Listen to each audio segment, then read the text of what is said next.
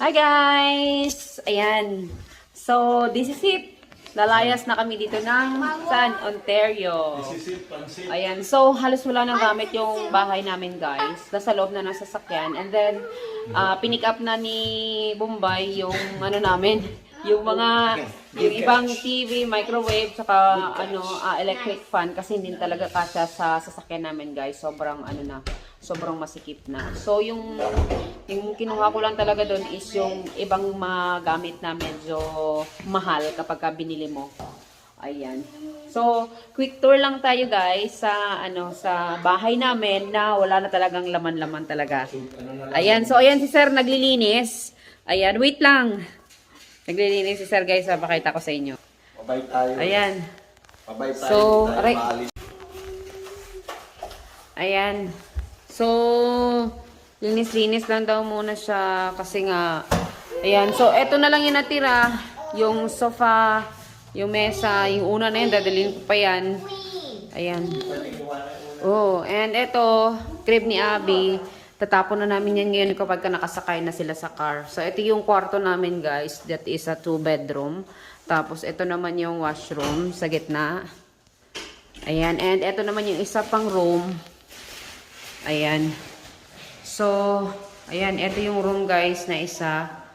Oh, dumi. Ayan. Oh, so 2-bedroom. And then, ito. Ayan, yun yung closet. Oh! Yun yung closet guys. Ayan. Yan yung closet. Oh, yung ref. Ayan. So, halos wala na talaga siyang laman. Okay. Ayun. Ayan. Ayan. So, wala na. Wala na guys. Like, wala na talaga. Ayun. So, grabe. Sobrang sikip ng sasakyan namin guys. So, mamaya, naka-check-in na kami sa hotel guys. Nag-check-in na ako kanina. Matutulog na lang kami doon. And then, bukas umaga, maaga pa kami magdadrive guys para makapagbiyahe na. Basta, okay. Ayan. Puro niyo yung packet. Ayan. Sa Alexander, say hi. You have money? Yeah. Ayan. So, o-order na lang kami ng pagkain mamaya doon sa hotel. And then, ano pa ba? And doon lang kami matutulog. And then, bukas, diretso biyahe na kami.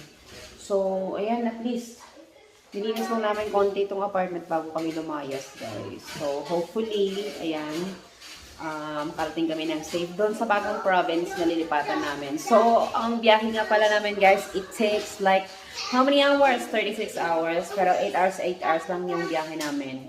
And then, hindi kami, magpapasobra kasi may mga bata kaming kasama.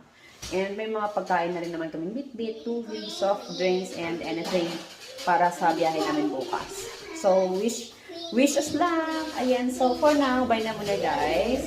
Kasi, lalagay ko lang yung natirang gamit nung sa car. Then, diretso na kami sa hotel. Bye! The next morning. Hi guys! Good morning! Ayan, so time check natin. It's, anong oras na ba? 4:38. Ayan guys. So mga 5 o'clock lalarga na kami guys. Ayan. So andito kami ngayon sa Double Tree na hotel dito sa Niagara Falls. So kahapon andito na kami sa hotel guys kasi nga nilinis na namin yung buong bahay. Kasi nga para wala na kaming liligpitin, hindi kami nagmamadali at hindi kami kapusin sa oras. Ayan. So kailangan alas 5 makalarga na kami sa highway guys. Kasi alam niyo naman medyo busy yung Toronto. So kailangan mahabol namin yun na hindi namin maabutan yung super busy na oras na yon. Ayan. So, mamaya na kami kakape. So, ibababa ko muna yung mga gamit namin, guys. So, today is the first day na magbabiyahe kami, guys. Papunta ng Alberta. Ayan, guys. So, wish us luck. Ayan. So, at least this is it. Aalis na talaga kami, guys. Ayan. So, yung mga bata, kagigising lang. Si daddy naliligo pa, guys. Ayan. And then, yun. So, mamaya na kami magkahanap ng makakainan namin. So, hopefully wala akong makalimutan dito. I-check ko muna lahat bago kami umalis. Kasi, Niagara to guys. Ang layo-layo ng para lang balikan. So, it's okay. Ayan, so, bye na muna guys. Bababa ko muna yung mga gamit namin dun sa sasakyan para makarga na. Bye! See you! Hi guys! Ayan, so ready na kami. Nalagay ko na yung bag doon sa baba. Ayan, so magbabiyahe na kami. Like, aalis na talaga kami. Ayan. Like, aalis na talaga kami guys. Dito sa Niagara. Oh, ayan. Kagigising lang, parang bruha pa yung buhok. Ayan, si Alexander. Oh. So, ito yung kama namin guys. Queen bed. Ayan, so wala pa kaming hotel. Next stop namin pala guys is sa Sault Ste. Marina. Pero, Next stop namin sa kalsada kami matutulog. wala pa kaming hotel na daw i-book doon. So, we'll see, titignan na lang namin mamaya kung ano yung pinaka malapit na hotel doon na kung saan kami pwede makapag-check-in. Ayan. So, baka pwede naman mag-walk-in lang. Or, kung ayaw nila, hindi magbubook ako like for today na date. Ayan. So, yan si Daddy. Ayan, nakaligpit na lahat. Ayan. So, pabiyahin na kami, guys. Tara, tara. Tara, tara. Samahan nyo kami. Yes. Samahan nyo kami maligaw. Liligaw kami mamaya. Ayan. So, mag-picture-picture muna kami bago kami umalis, guys, para at least may remembrance kami dito sa Niagara Falls na hotel. Bago kami, lumayas. Dilim pa. Ayan, so see you mamaya sa road guys. Medyo madilim-dilim pa yung papakita ko yung labas sa inyo. Dark outside. Ayan. So madilim. Ayan, madilim pa ang paligid. Can we still go out? Ayan, Yes, madilim pa we can talaga go siya out. guys. Yeah, we'll go out na. Ayan.